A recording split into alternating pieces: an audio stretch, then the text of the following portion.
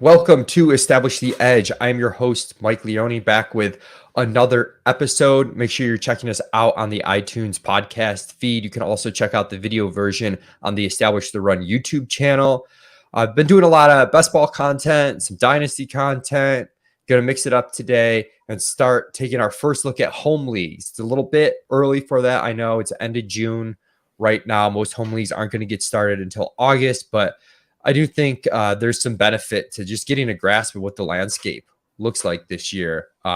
One, how does it change from last year? And two, if you are someone that does play the best ball leagues, it can be a real big shift into that home league. I know last year I struggled. The first home league I did, I really kind of blew because I had such a best ball mindset, and I wasn't really familiarized enough with the ADPs. So it's good to take a look at that. Our rankings on Establish the Run, if you look at our generic PPR, half, and standard ranks, that's going to have the FantasyPros ADP in there, which is much more indicative of a home league ADP.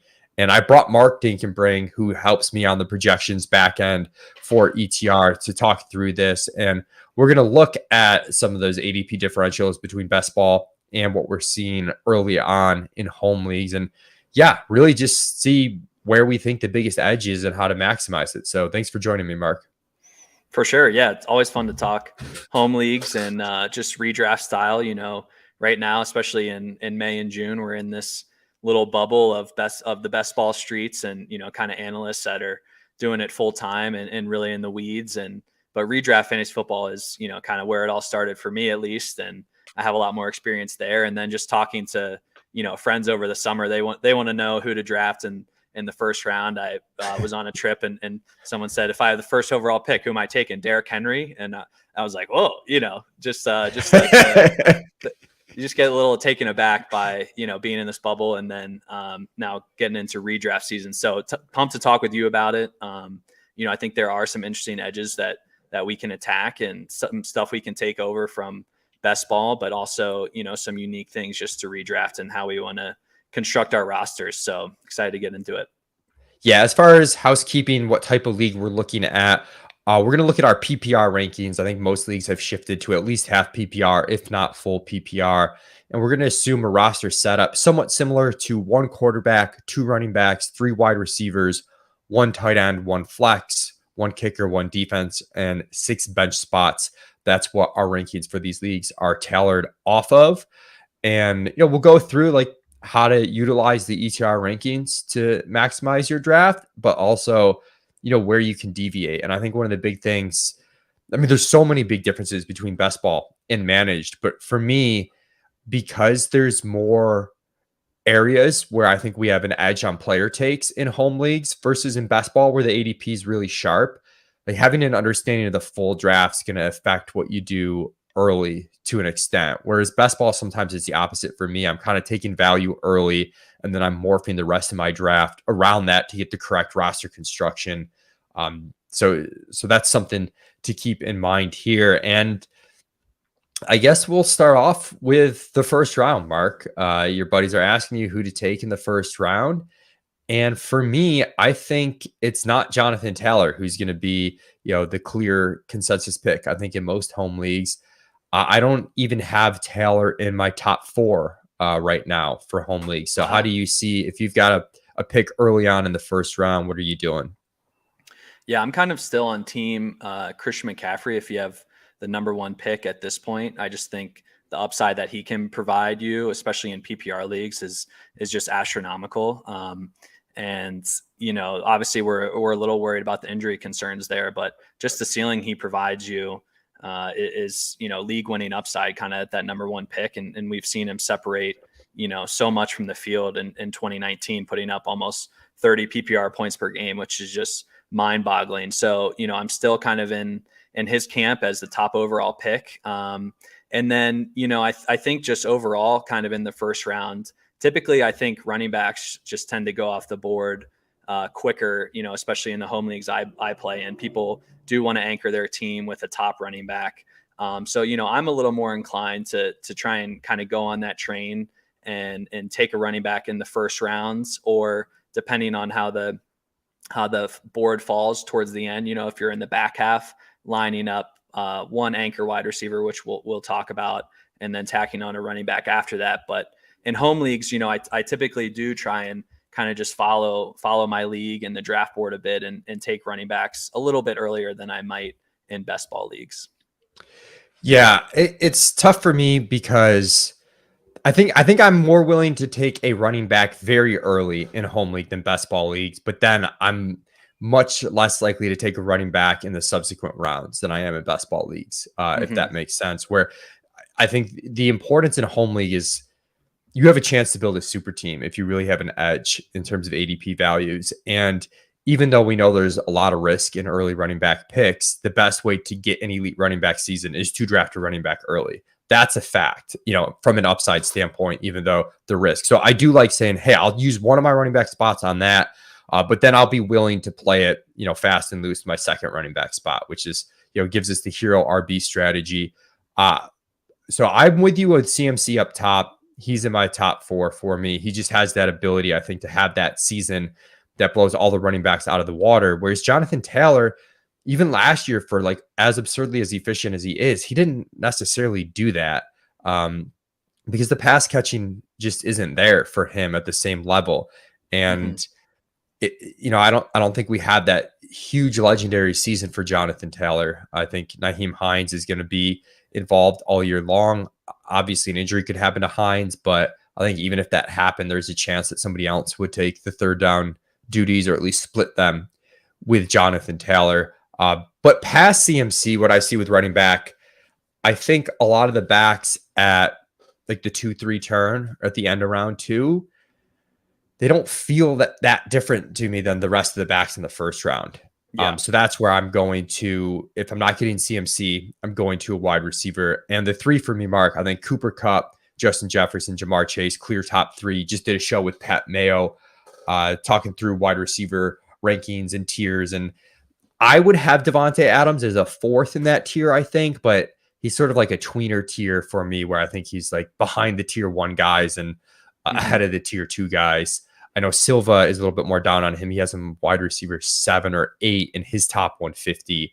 But yeah, those top 3 guys, I mean, Cooper Kupp, the combination of target share, red zone role, catch rate. I mean, he's catching over 70% of his passes 3 straight seasons. You put that all together, it's just very hard for him to have a bad season. And the injury rates are going to be lower for him than the running backs. And then with Chase and Jefferson, 2 uniquely talented young players who already have elite production on their resumes. You just don't want to overthink the talent and the production already at that age for those guys. So that's sort of my top 4 is CMC and those 3 wide receivers with JT and Devontae Adams just behind. Yeah, I think that's fair. Every day that goes by, I'm getting more and more excited about Justin Jefferson.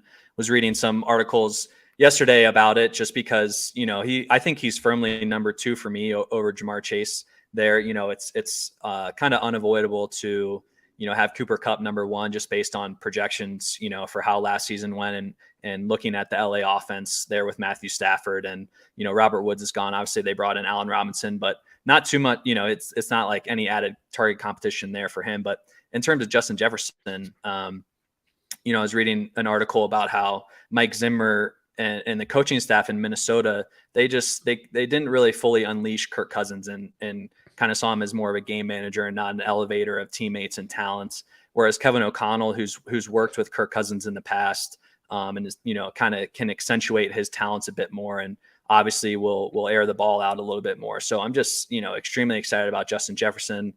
Talks about him getting in the slot a little bit more, which we know, leads to higher percentage catch rates and or higher catch rates and just a better ability to get open in the middle of the field. So very excited about him. And then, as you mentioned with Devontae Adams, just some holes you can poke there with the change to Las Vegas, new quarterback, new coaching staff there with Josh McDaniels. Some more target competition than we've seen from him in Green Bay there with Darren Waller and Hunter Renfrow available. So kind of very interested to see how that plays out. And then, yeah, Jamar Chase is just so dynamite. I would be potentially tempted to take Stephon Diggs over Devontae Adams at this point with how things have fallen in Buffalo. I'm really excited about Diggs again this year and kind of think he should be locked into the first round, especially in, these PPR 3 wide receiver formats that we're discussing. Yeah, and that brings us to, if you don't get an early pick and the guys that we mentioned go, which even if you have a mid first round pick, you might be able to get one of, Chase or Jefferson, just if people are loading up on running backs with Taylor and CMC likely going. It's possible. But end of the first round mark, I think Diggs, who you mentioned, Adams, if he's there, right away we see the ADPs already shifting from best ball, where Devontae Adams has a 10.8 ADP. And then after that, Diggs is into the second round. CD Lamb's like middle of the second round. We're not seeing that in best ball. And I do think I'd like to get one of those three. Let's say Adams is off the board, one of Diggs, Lamb at the 1-2 turn, pairing them with a running back. Because the running back ADPs are more aggressive, it's going to be tough for you to get that hero running back strategy if you wait to the end of the third round. So you almost have to do it at the 1-2 turn if you're really hung on that strategy. We'll talk through some pseudo zero running back candidates like Breece Hall a little bit later that you could do if you do choose to go wide receiver heavy early. The guy I'm curious your take on at the 1-2 turn is Kelsey, who's somewhat interesting to me in home leagues, where I feel like in home leagues, I'm more likely to kind of want to push my edge, or not push my edge, but like be aggressive at the onesie positions, because I can outdraft people at other positions, but there's nobody I'm going to take late that can match a Travis Kelce tight end season. Like Mike Gesicki's not going to, even if I get him at value, this gives me my best chance at a super team. So I do struggle with, okay, I want to draft a running back at the 1-2 turn. If I do that, then am I pairing that with Kelce or am I pairing that with Diggs or Lamb? Yeah, the 1-2 turn there with Kelce is a little tricky. I do like to prioritize the onesie positions. I've been doing that a little bit more the last year or two in home leagues, and I really like it because it offers you so much flexibility with your bench.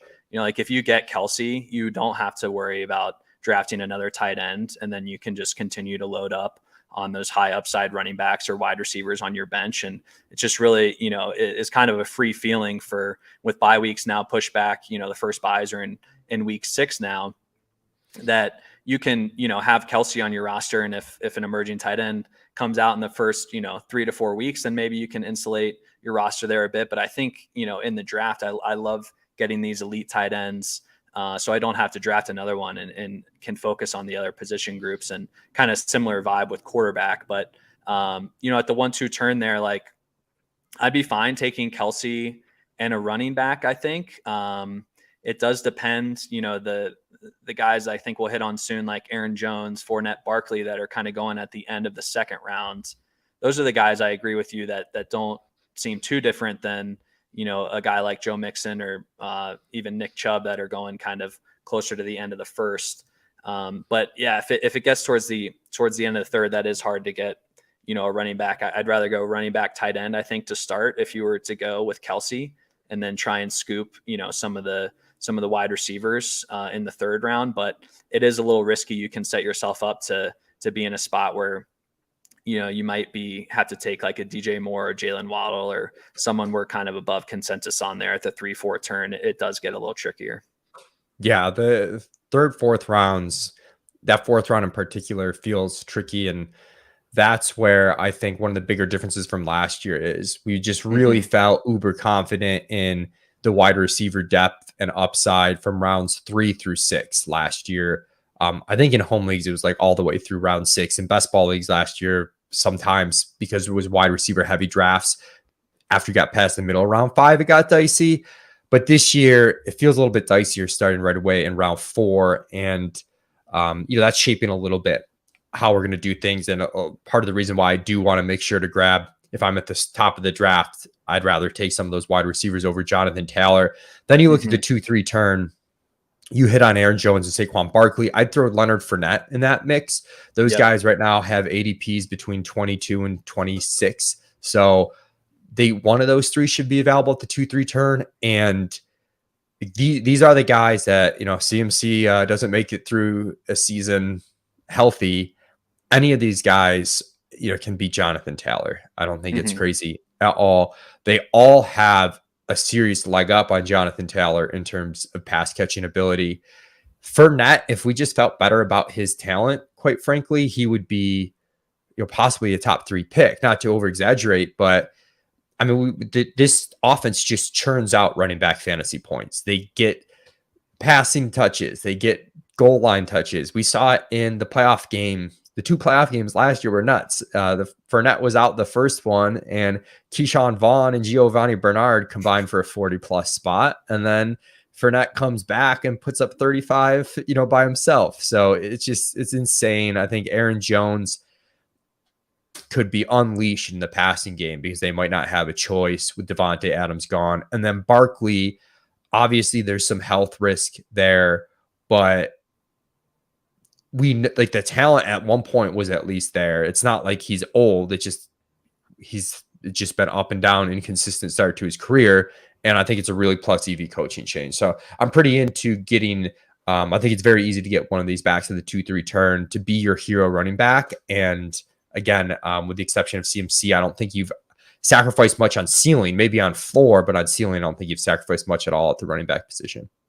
Definitely. And I think things continue to break well for Fournette with Gronk retiring. That should open up some more red zone looks. And you're great at kind of highlighting the high value touches that running backs can get. And I think Fournette is kind of the king of that at this point, in that we know Tom Brady is going to check down consistently to him. We saw that, throughout all of last year. And then the red zone looks should continue to go to Fournette as well, kind of with, Chris Godwin out of the mix there early on. And so I think Fournette is great. And then Saquon, we see so many backs in a committee, or at least have more of a threat to their workload. And Saquon's kind of one of those lone guys that I don't really know if we're worried about anyone. Obviously Matt Breida is there and comes over kind of with Dayball from Buffalo. So we'll probably spell him on some third downs, but for the most part, outside of Derrick Henry, he's got some of the clearest path to, full workload there. So I think those are great picks at the 2-3 turn. And, just another reason why drafting high this year, I think is a strong advantage, because once kind of you get towards the end of the third round, that's where the decisions become a little, trickier, and not you can't feel as confident about the floor and upside that you're getting from those guys. Yeah, absolutely. And this is where you do have a chance to get a little bit lucky, just because the running back ADPs are more aggressive in these home leagues. And you really start to feel that after kind of that trio that we mentioned, when you start seeing, Javonte Williams, Nick Chubb in the top 20, James Conner, I guess he's going to the third there, but you see Zeke in the third. Like, we're not seeing that really in best ball. We're seeing Cam Akers more in the 4th round. David Montgomery's going middle of the 3rd round. Like, these are guys that become easy passes for me. Josh Jacobs, Antonio Gibson in the early 4th. So that's going to push down some wide receivers. Some of the guys that we're fans of, between our projection ranks and Silva's top 150, excuse me, but T. Higgins, Mike Evans in particular, like, I'm not taking Saquon over Mike Evans in best ball. In redraft managed, I probably am, but I'm very hopeful I can get Mike Evans around 3, be pumped with that. Mike Williams. And then if those guys go, like, those are the streaming values. But Mark, you hit on it. Like, if they go, you do still sort of have the DJ Moore, Jalen Waddle out. Yeah. Yeah. And I think, kind of looking at this at home ADP, Travis Etienne is towards like the end of the 4th round. So, in best ball, I've seen him started to go sometimes in the 3rd round. People are really starting to buy into him. So, in a PPR league, kind of towards the end of the 3rd, hopefully that holds up. Again, we're talking at the end of June here. His ADP is around 47, and we have him ranked 33rd. So I think that could be, someone to target, as long as his ADP holds a little bit there in the 4th rounds. Love what we're seeing there from him in training camp. And, James Robinson coming off a late torn Achilles, like, who knows kind of when he'll be back and what role he'll play under this new regime. So I think ETN is a great target there. And then curious your takes on, we saw Terry McLaurin just sign his big contract yesterday. Kind of curious your takes on him. I struggle just, with Carson Wentz going there and kind of where he's falling. He's not a priority for me at this point, but he's so talented. Do you feel confident if he was kind of your wide receiver 1, or are you definitely trying to make him a wide receiver 2 with upside? I would not feel confident if he was my wide receiver one in a home league. I Yeah. want some more upside. I think he's, a fourth round draft pick, and you should definitely have taken one wide receiver in the first 3 rounds.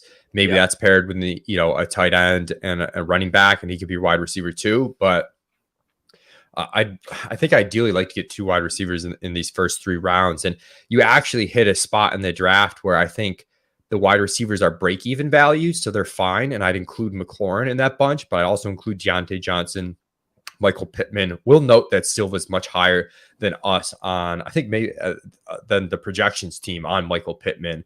So, maybe that's a guy that you feel more comfortable with. But in general, I don't see a huge drop off through some of the values that go in rounds 5 through 8 at wide receiver. And this is where I think having a good grasp on what's going to happen in your draft allows you to do some other things early. So if I'm in that 4th round where I think these guys are fine, I might actually deviate from wide receiver.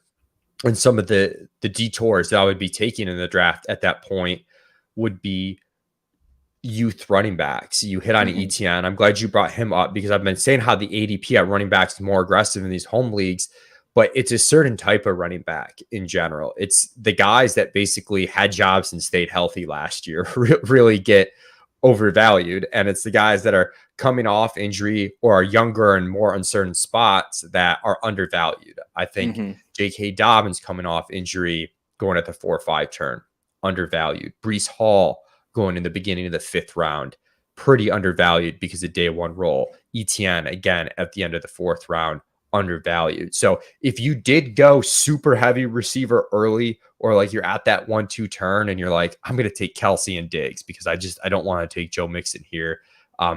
That's fine. You can get Brees Hall at the 4 or 5 or at the 3-4 turn, or probably would want to do a little bit later, but point being that you're going to have some options to make that up and still do that, take that swing at the one running back spot, having a lot of upside. And I'm pretty pro taking a quarterback early. Again, Hmm. getting greedy in home leagues, get greedy, because what we're seeing at quarterback the last 2 years is there's this segment of quarterbacks whose upside just can't be matched by later round picks. It can't happen. Like there might be a wide receiver like Traylon Burks could break out and be an absolute stud wide receiver who's going in the first few rounds next year and matches Deontay Johnson, Hmm. matches Terry McLaurin.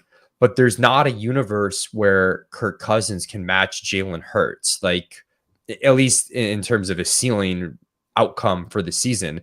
It Right. just by the archetype of player, it's impossible. So that's where I know generally we're saying like one of the big mistakes is casuals make is they take a quarterback too early. Hmm. I think, I want a top 10 quarterback this year. The few I had pegged, I wrote an article about this on site, but the guys that I had pegged at quarterback that seemed like they came at pretty reasonable tags: Lamar Jackson with an ADP of 53, Kyler at 62, Hurts at 72, Lance at 111 seems super juicy, Brady Yeah. at 90. But if any point, if I get stuck, I might just take, the best quarterback available. And I think, starting the 4th round, if it's like Josh Allen or someone, maybe that's even possible. I know that seems a little too early. Yeah, I typically want to get to the 5th round before I start considering a quarterback. Um, that's kind of like my artificial threshold at this point. Obviously, it's not completely set in stone, but I agree with you on wanting to be on one of the top 8 to 10 guys, or at least a dual threat quarterback like Trey Lance, who's going outside the top 10 in home leagues right now, but has that very strong upside. And again, kind of how I stressed with tight end and the optionality it gives you in your roster. You can just draft one quarterback and not have to worry about it until whatever week 7, 8, 9, or whenever their bye is. And so I think that gives you just such an advantage early in the season to be able to act quickly on a running back injury, or just a wide receiver that's getting more playing time than we were anticipating initially, or all the things that we learned in weeks 1 and 2 that we weren't anticipating. You can immediately act on and kind of churn just the bottom of your roster without having to hold on to 2 lower tier quarterbacks and kind of mix and match week in and week out. So I think Lamar at this point is probably my top target, just looking at these home league ADPs. Just think obviously the rushing floor he gives you is elite. And the offense there with Bateman and Andrews. Like, if you did want to stack in home leagues, or those are two great guys to pair him with. So I'm with you on taking the elite QB. I just think it really helps settle you down, and I agree that kind of at this point in home leagues, I feel more confident building out a strong high upside bench, and being more comfortable taking these early round quarterbacks, and feeling comfortable, kind of rounding out my roster throughout the rest of the draft. Yeah, and that's one of the advantages too to not having, a robust running back draft and not having a lot of risk in the running back position, and playing like the hero running back strategy where you're playing super fast and loose with that RB2 spot. Is you only need to draft one, maybe two running backs in the first 9 to 10 rounds. And that allows you to be strong at wide receiver while still taking swings at an elite onesie position. Like, this is how we build the absolutely dominant teams that have an amazing combination of floor and ceiling for you. But we do still want to win the flex with wide receivers, because full PPR league, wide receivers at every point in the draft pretty much are going to outscore running backs in full PPR. If you look at where the ADP is, thankfully, Mark, there are a bunch of wide receivers this year that we're just like really off from the market on. And again, these home league ADPs are going to change a ton, but I don't think it's going to change so drastically to totally metamorphosize like what the draft looks like. Because right now we've got, Juju Smith-Schuster like 18 spots ahead of positional ADP. We've got Jerry Jeudy, Amon-Ra St. Brown, like way ahead. We've got, Cortland Sutton, Gabriel Davis, like some of these huge breakout guys. You just mentioned Rashad Bateman as a stack candidate. We've got him. There's a lot of options that you're going to be able to wait. And we also, in general, too, just value wide receiver more than the running back. So even positionally, if a guy's not a value, we're going to have the wide receiver 22 ranked earlier than whatever the ADP wide receiver 22 is, even though we have them ranked the same positionally. So I just think rounds 5 through 8-ish, you're going to be able to get a ton of wide receiver depth that has, legitimate ceiling. The question is, of course, people that are more staunchly zero running back will wonder if you've only taken one or two at that point. They just kind of want so many wide receivers. They basically, the goal of a zero running back team is to have, 4 top 10 to 15 wide receivers on your team. I think what we're saying is to ease off that expectation a little bit, still anchor your team with some wide receivers, still getting a ton of upside, but take on a little bit more risk at the back end of your wide receiver in order to have the elite ceiling at some other positions that you just can't really make up for through smart drafting later. Whereas wide receiver, you might be able to get lucky. Traylon Burks, Drake London, the rookies, again, youth is just kind of really undervalued in these types of leagues, because I think certainty is overrated in casual leagues for the most part. Yeah, and it's interesting just looking at where we're at compared to ADP. Pretty much the only receiver we're behind on, and kind of like the 15 to 30 range, is Michael Thomas. We're about 10 spots below ADP on him, and that's again where name recognition and kind of past fantasy value is kind of vaulting him up the board and in home leagues, and like the younger guys that haven't necessarily proven it, or just people think are uninteresting, we're kind of right in line with like Brandon Cooks, who people might be tired of drafting, Darnell Mooney, who, stepping into a big role, Hunter Renfrow, who, any casual fan is not really going to want to draft, it seems like. So I'm going to get Sky Moore in one of my auction home leagues for $2. Yeah. Like, and I mean, again, sometimes I think best ball goes too far with players like this. Like, I did the same thing last year. I got Terrace Marshall and Rondale Moore for like a combined $2, and it didn't really help my team at all. But just for that framework, like, it's totally like, this is a guy that's, his home league ADP right now is 144. This is a guy that was going in the 7th round at times, and it's just a different world out there for sure. Definitely. Yeah. I mean, it is hard to, and we're talking about a league, where we're filling 16 roster spots, and 2 of those are a kicker and a defense. So it's like, compared to best ball drafts where we're drafting 18 or 20, just all quarterback, running back, wide receiver, tight end, to whittle that down to 14 and the format we're discussing is almost difficult. Like I always find myself in home leagues at the end of drafts just wanting to stockpile kind of all these high upside guys that we've liked in best ball. So I like to be aggressive in the early rounds and know that the value is going to fall, once we get to the 9th, 10th, and so on from there. Yeah. So the way I summed it up in my article was first 9 rounds, I probably want 6 wide receivers, two early, 2 in the first 3 rounds, about, and then build a lot of depth and upside in that range we just hit on, rounds 5 through 8. I want at least one elite onesie, either quarterback or tight end. I think you need one of those positions. I think you want someone that's just gonna not be able to be matched by someone else's 10th round pick. And then at running back, the hero running back strategy, I think, makes the most sense. Either taking that hero running back at the top of the draft, we hit on those pockets, or some of the undervalued youth. It's possible to take 2 running backs too. I think if you really like someone like Breece Hall, who could be a league winner down the stretch, falls, you can take him as an RB2. We also didn't hit on like Kenneth Walker, Tony Pollard, but those types too.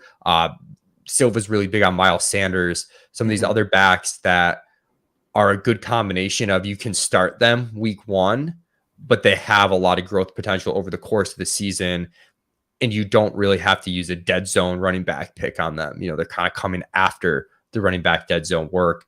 Once we get outside that first 9 rounds or so mark, strategy changes a little bit.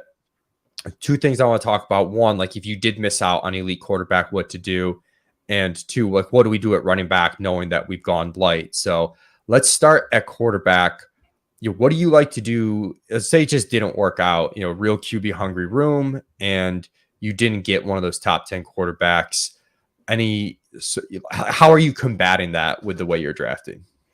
Yeah, so we're a little further away from the season at this point, but kind of when home league drafts are going on, I definitely like to map out kind of like a softer start to the season in terms of like if we're looking at a pocket passer, like a Derek Carr or Aaron Rodgers.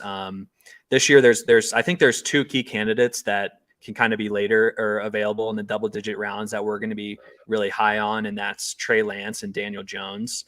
I'm fine kind of waiting on those guys and being able to scoop them up there in the double-digit rounds. But I certainly, my list gets a lot smaller than in best ball, where you can feel comfortable drafting, 3 potentially mediocre quarterbacks versus, 2 elite ones that we feel good about each and every week.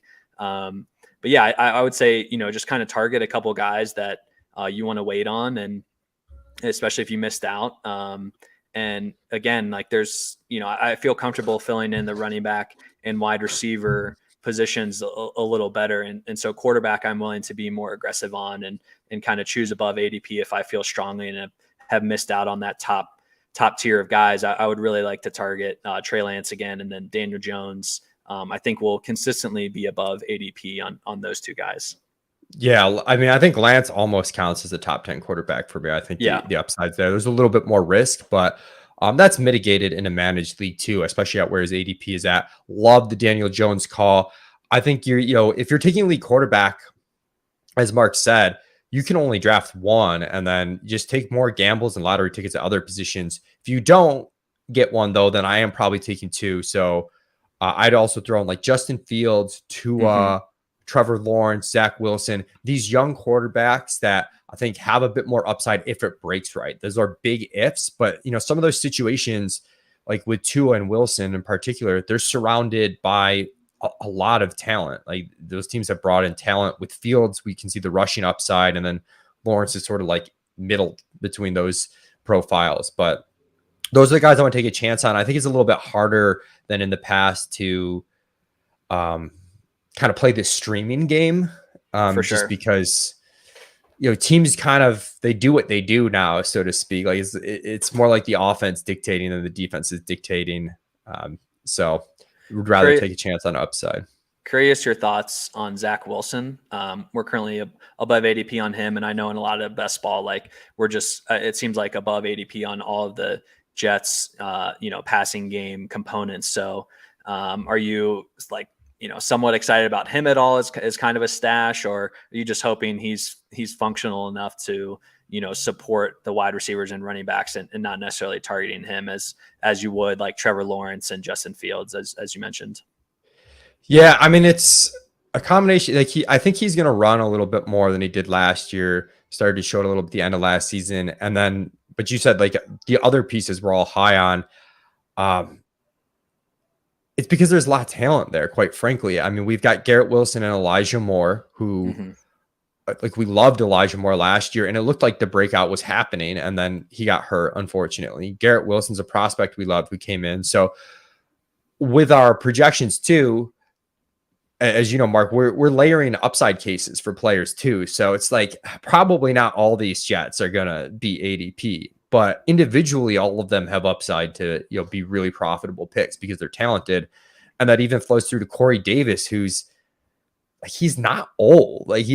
he's still in like the tail end of his peak years. He was a Mm-hmm. top prospect and he's been good. Like he hasn't been bad. He's been good. So him as a wide receiver 3, like there's just a lot to like here. You throw in Brees Hall, who was in our eyes the clear RB1 in this draft class for an all-purpose back. So yeah, it's the it could get derailed if Wilson is just as bad as he might be. And to be very clear, that's possible. I Yeah. mean, it did not look good last year, but if he's even average, this offense should be clicking just because of the skill level talent that they have.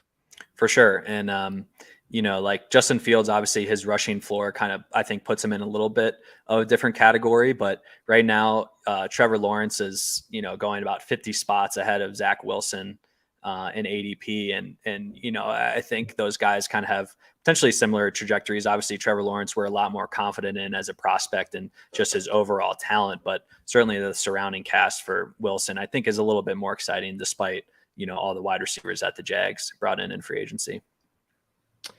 So the final thing that we're doing, Mark, is we've played it pretty loose at RB2.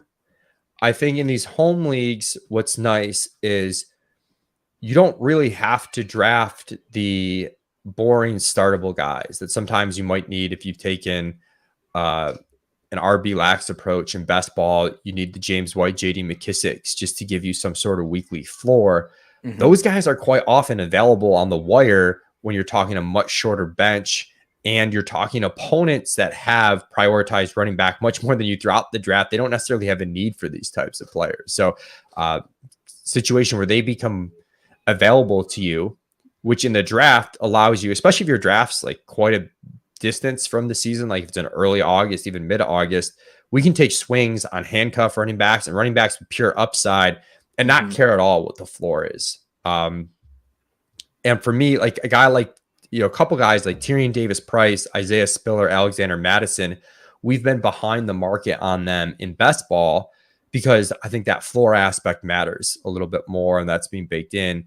In redraft, I would bump those guys up ahead of our ranks. I know you and Jack have worked on a running back article, and we've all worked on it as a team that we have up that basically spells out your late round running back targets. And I honestly think once we get past like RB 30 or so, people should almost gravitate towards that article because it's more based on archetype and what's fitting in for your team than it is on the pure ranking.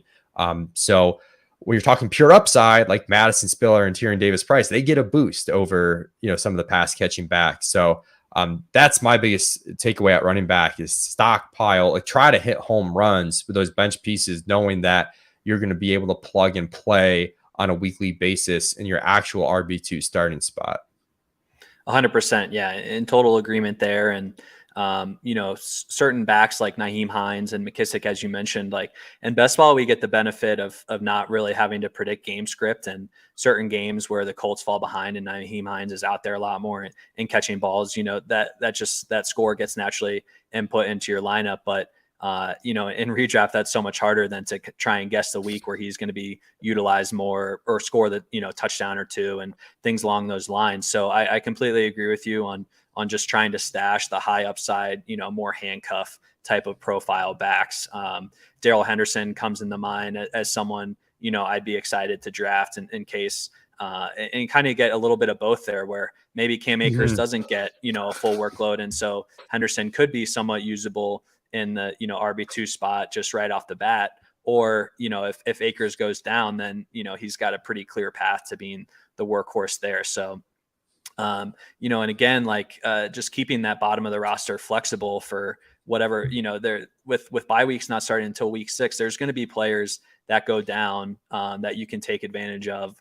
And, especially in leagues, if you operate on a fab free agent budget, I just really like to stash just all the high upside guys, and then, kind of more handcuff type of stuff, and hope I get the one, whose starter goes down. But if not, I'm going to be hyper aggressive early on in the season in fab. I think if you're in a league like that, I'm definitely more, eager to try out the hero RB, or kind of go lighter at the RB2 spot, knowing, I can be aggressive early on and pick up a back that we weren't expecting to emerge, right away. Yeah, and in general, just extending that from running back to the rest of your team, the rest of your positions, you want upside on your bench. Guys like in best ball, I think Jamison Crowder is a good pick for Buffalo, probably going to beat his ADP, have a bunch of usable weeks. He's probably not moving the needle in redraft manage at all. You probably want a bit better. If you need a starter at wide receiver, he's fine. But if you don't, like, I don't know, like what purpose he's serving on your bench. Like, you want the lottery tickets, you want to hit a home run. You don't want to take a QB2 just to say you have a backup when you're playing Jalen Hurts every week. Like, just figure it out when you get to Hurts' bye week. And if not, move on. If Hurts gets injured, figure it out then. But don't be, if we're not devoting a lot of draft resources to running back, like, we're going to need those lottery tickets and hope that just one of them pays off. That's all it's going to take for you to turn like a good team into an absolute powerhouse team. How do you like to treat players that we know are going to miss the first few weeks, but then have pretty strong upside? I'm scrolling, I see like someone like Jameson Williams, or even DeAndre Hopkins. In best ball, it's kind of easier to construct your roster a specific way to feel confident that you can fill in scores, in those early weeks. But in redraft, sometimes it's, I find it really difficult. It feels like it's just burning a hole in my bench, kind of waiting for those guys. And then I can't capitalize, as early in the season on picking up people off the waiver. Curious your thoughts there and kind of how you like to approach those players in redrafts. Yeah, I think this year I'm a little bit down on those players because, Godwin, Hopkins, for example, they have such name recognition that I don't know if they get, boosted, pushed down enough. And we're already talking about how there are a lot of wide receivers that we do like that aren't getting drafted as early as they should be. So there's some opportunity cost there. And I'm approaching the draft greedy, right? Which in some ways would be like, okay, well, take Godwin and Hopkins and stash them if you're being greedy. But greed has its limits. And if I'm being greedy by taking any, elite quarterback, a high-end tight end, I'm also trying to do hero running back, all while being really strong at wide receiver. If I start to push that and saying, well, I'm going to stash Godwin on top of it, I might have pushed it too far and made my team a little bit too fragile. So the way I see it right now, unless those guys, really come down in price, I'm probably going to let somebody else take on the risk there. And I'm going to go elsewhere. For sure. Yeah, I'm pretty much in agreement there. And obviously things change if you have an IR spot or, something along those lines. But again, if it's purely just bench, then I think sometimes it can be a detriment to hold on to those guys for, the first 4 or 6 weeks and kind of just lose some, flexibility in the rest of your bench. All right. Well, I hope this first look at your home league drafts helped you out. Might help you out with keeper stuff too. I do think for a future episode, going to look at keeper questions. So if you send those to me at 2hats1mike on Twitter, or if you're a subscriber to the Established to Run Draft Kit, you have access to our Discord. You can tag me in there. Shoot me some of your keeper questions over the next couple of weeks. I'm going to do a keeper mailbag Q podcast. I think that'll be beneficial. And then Mark and I, maybe we'll have Dink join in. We'll basically do a version of this podcast closer to the season, right when drafts are really happening, kind of look at what's changed, what hasn't changed, and how to really attack that landscape, and if our strategy we've given out here still works for you, which I have a feeling it's still going to work, but some of the values are going to disappear. We might have to be a little bit more fine-tuned with it. Yep. Thanks for listening, everybody. Make sure you follow Mark at Mark Dank on Twitter. You can follow me at 2hats1mike on Twitter. Also, check out the Establish the Run YouTube channel. Give us a subscribe, like button. That helps us to continue to do these for free. Really appreciate it, and best of luck this season.